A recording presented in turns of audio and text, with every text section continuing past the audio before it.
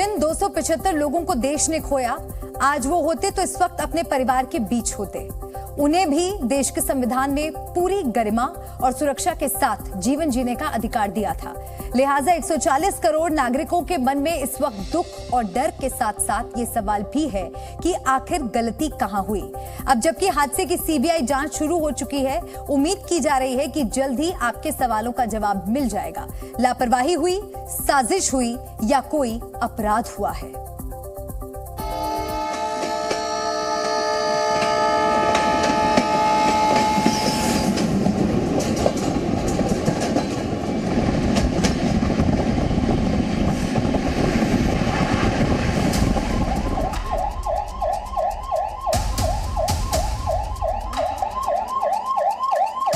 तीन ट्रेनों की भयंकर टक्कर, 275 मौतें, 1175 घायल।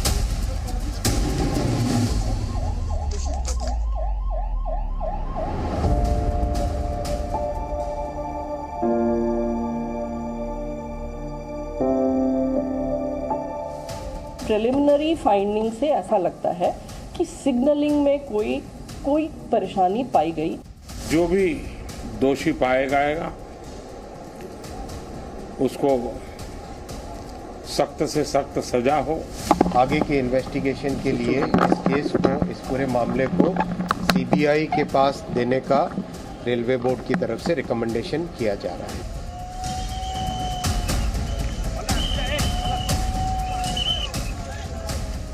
शुक्रवार को हुए भीषण ट्रिपल ट्रेन हादसे के बाद कई सवाल खड़े हुए हैं। ट्रेन एक्सीडेंट की चपेट में आकर कई परिवार उजड़ गए तो दर्दनाक हादसे से पूरा देश सदमे में है।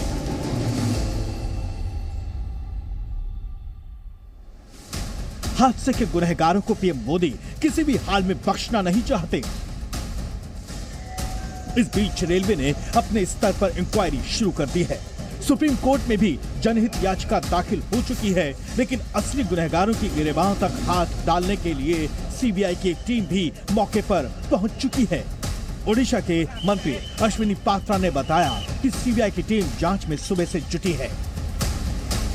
The persons have already reached at Bhubaneswar at this place, at this spot, accident spot. CBI people. CBI. Okay. They have already reached here. By what time? Any? That I do not know the exact time. Today they have reached. I heard that they have already reached at this spot, and they have started their inquiry with the direction of Railway Board.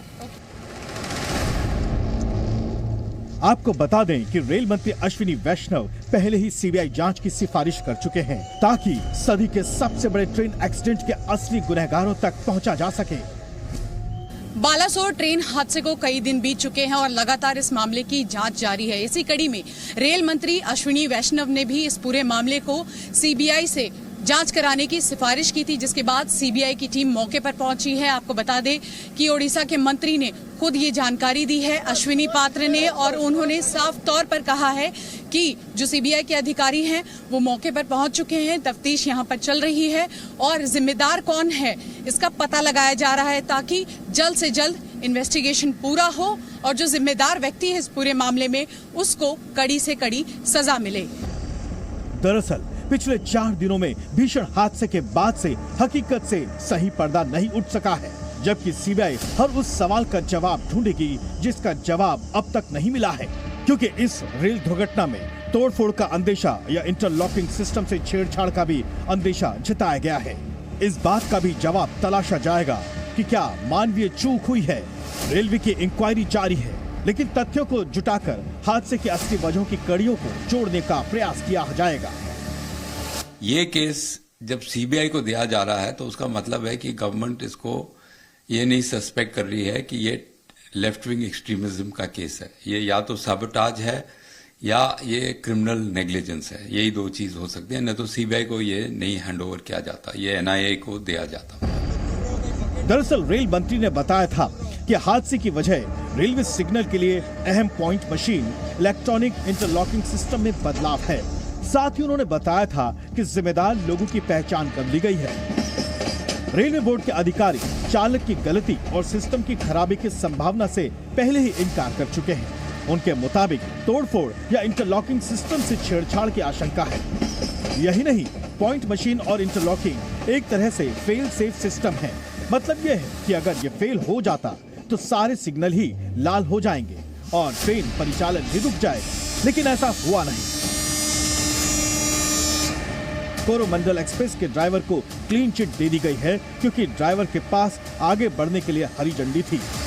लगभग यहाँ पे इस section पे इस गाड़ी के लिए 130 kilometre की परमिटेड स्पीड है, वो 128 किलोमीटर पर आवर पे था, जो कि हम लोगों ने लोको के रिकॉर्ड से भी कंफर्म किया है। वो 128 किलोमीटर पर आवर की स्पीड पे था कोरोमंडल वाला, जो कि उनकी परमिटेड स्पीड के अंदर थी, लिमिट पे थी, तो ओवर स्पीडिंग की कोई बात नहीं थी। सिग्नल एकदम जो उसको दिख रहा था ग्रीन था। जाहिर है सीबीआई हादसे की एक एक परत को पार की नजर से जांचेगी और असली गुनहगारों तक पहुंचेगी, जबकि रेल मंत्री अश्विनी वैष्णव भी भावुक होते हुए कह चुके हैं कि अभी जिम्मेदारी खत्म नहीं हुई है। बालासोर से शिवांगी ठाकुर के साथ ब्यूरो रिपोर्ट, जी मीडिया। खौफजदा करने वाला ये मंजर हर किसी के जहन में कई सवाल ला रहा है कि आखिर इतना बड़ा रेल हादसा हुआ तो हुआ कैसे। और 3 दिन बाद भी अब बात जांच की हो रही है, लेकिन हर कोई ये जानना चाह रहा है कि इसके पीछे आखिर जिम्मेवार कौन है और कब तक दोषियों को सजा मिलेगी। जी न्यूज़।